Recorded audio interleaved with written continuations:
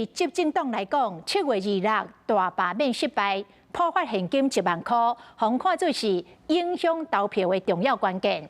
即卖传出讲，行政院长杜英泰考虑到第2波的罢免，甲第3核能发电厂重新恢复的公投，所以决定无要提出到复议。后续是毋是要申请释宪、甲偏预算？行政院讲要来研究。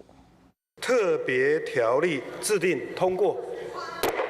国民党团提案的全民普发现金伫立法院议会三读通过，嘛成为影响726罢免投票的关键因素。洪小公考虑到823第2波罢免投票甲中科核3的公投案，行政院决定无要提出复议。杜英泰上班伫31进前都爱表态。如果今天行政院自己要发的话，行政院其实应该提出一个版本让立法院来审议。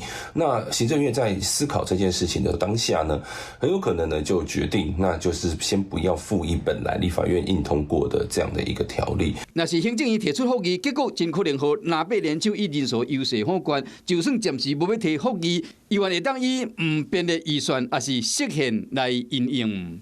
不排除再去提释宪，甚至直接不编特别预算，就是一直说行政院要直接违法，那行政院自己才直接违宪呢。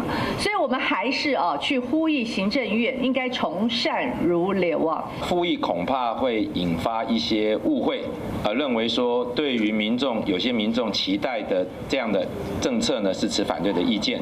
那事实上我们知道，从头到尾，行政院对于这个提案的意旨就在于说，它是不是一个程序上的违宪的作为？